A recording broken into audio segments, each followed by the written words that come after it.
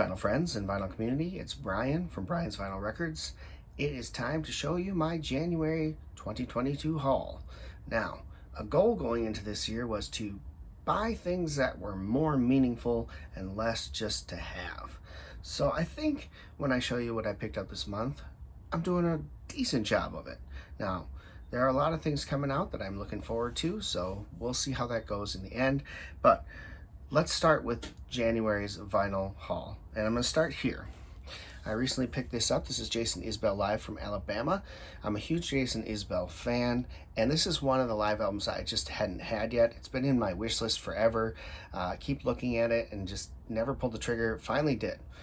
Great album, great live set.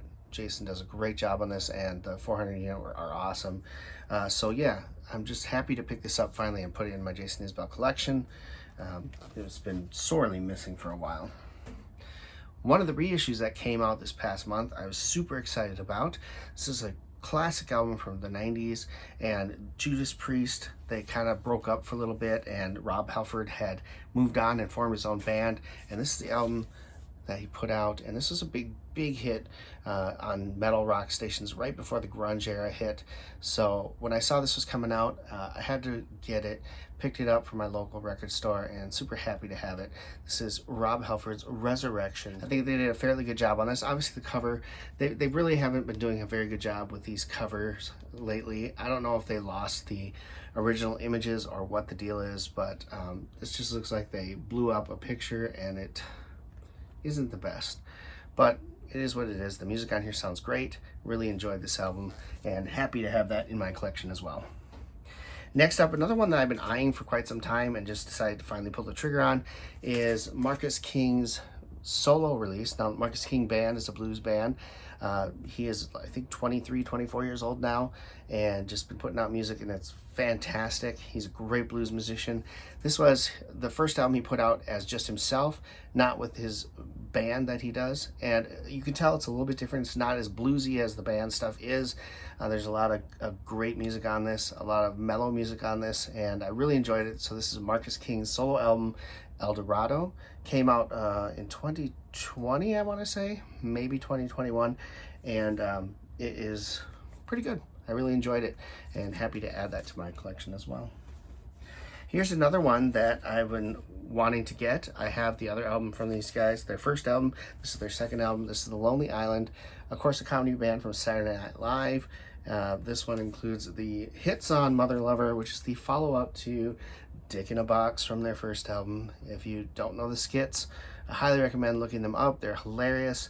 They do a great job. Both songs feature Justin Timberlake and Mr. Sanders here on lead vocals, and they're crude, but they're hilarious.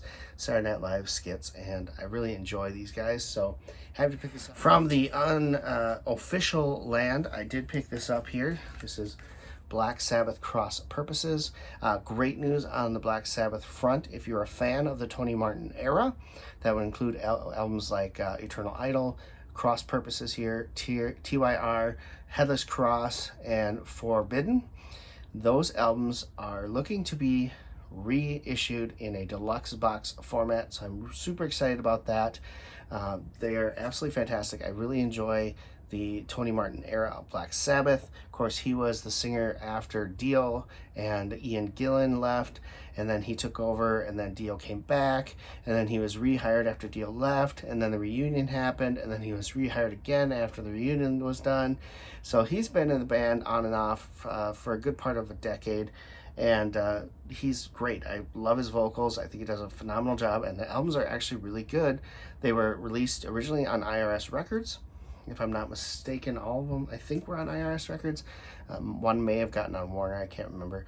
But yeah, super excited to hear the announcement that they got a distribution partner for the deluxe box set version of the Tony Martin era. That should be coming out in the next year, probably 2 years from now, due to pressing delays and everything else that goes into it.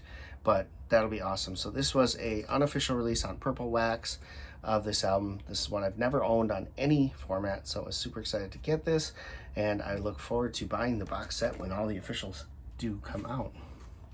This one is a release from Sofa King Vinyl. Love them. Great people there, and they reissued the Motion Epic's Midnight album. So a lot of the original Midnight album was just a bunch of singles slapped together with no particular order or rhyme or reason, and they've taken it now and reimagined it.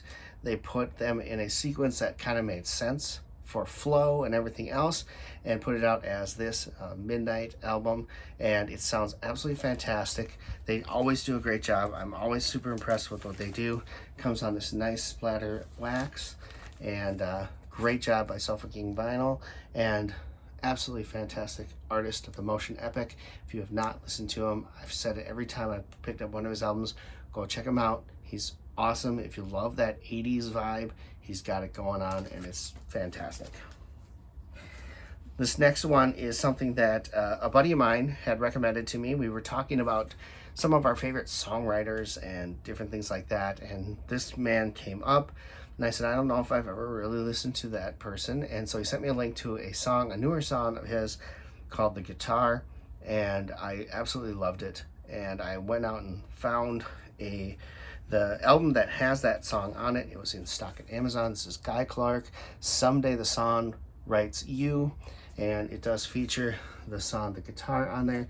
This is really good, super well produced, sounds fantastic, and super happy to have picked this up. As someone new that I don't know, he's been around obviously for a long time. He's no longer with us, I believe. He passed in the mid 2000 teens, but just one of those songwriters that, you know, defines a genre, folk country type genre, and he is often compared with Townes Van Zandt.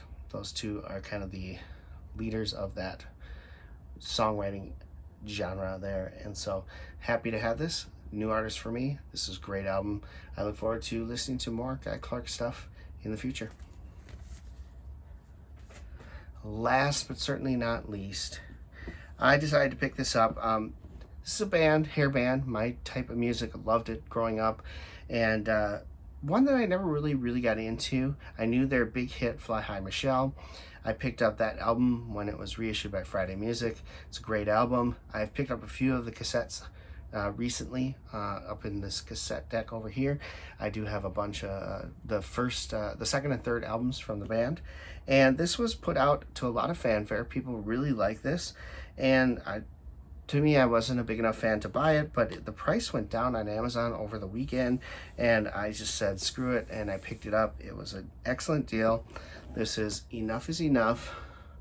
It's called Never Enough Rarities and Demos. It is a 4 LP box set featuring, you know, demo takes of some early songs from their early career, and some rare tracks as well. I'm really looking forward to digging into this. Again, like I said, I wasn't a huge fan of them growing up, but have become kind of a fan of theirs now with some of their early stuff in that hair metal genre that they were in. And so looking forward to this. A nice box set. The 4 LPs that come in the box. This is first one here. It's called McNulty's Basement. And I can't remember, I think they all come on specific colors. So we've got, that one is this nice lime green color. Pretty cool. You got the second one here. And this one also says McNulty's Basement. Then you've got 2231 Prairie Street on there. And I believe this one comes on a blue wax. Yep. Very nice. So that's the second one. On the third one, we've got number 3 here. This one says 2231 Prairie Street and Lawnwood Towers. And this one will be on the pink vinyl. Kind of a reddish pink color. And then the 4th album, right here, Lawnwood Towers. And this one will be the orange, I believe, orange vinyl. Yellow vinyl. So there you go. So really cool. Looking forward, like I said, to diving into this box set and listening to some of these. I was cautioned that they are demos, so they're not like completely polished up, but a lot of the songs on here are actually really good stuff, and that I should rather enjoy it. So we'll find out. Enough is enough, never enough. Rarities and demos box set, and that right there, folks, concludes my vinyl editions for January 2022. Off to a good start. Got some real great stuff. Really excited with it. I hope to have a couple more videos later this month. One of them that I promised last month I haven't done yet. My favorite purchases of 2021. I have a list now. I just have to go pull them all out and determine how I want to do the video. So look for that hopefully this month. And then I got another one with some gear that I picked up recently I wanted to share with you. Very excited about it, very happy with the results I've been getting. So we'll look at that hopefully real soon. Thanks for watching. Until next time, keep spinning vinyl, friends.